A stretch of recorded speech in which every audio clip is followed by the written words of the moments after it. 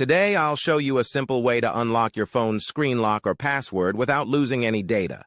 The best part? It's free and easy, even if you're not a tech expert. Just follow these steps, and you'll be able to unlock any phone hassle-free. Let's get started. You can unlock your phone's screen lock or password using a special code. You will need to press on emergency call, and then you must enter a code. This code is unique to each type of phone and is provided by the phone manufacturer. In this video, we're using a code that works specifically for the type of phone we're demonstrating. Here's how you can get the code.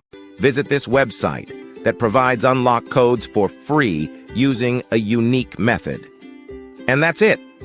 Now you can unlock your phone without losing any data. See you in the next video.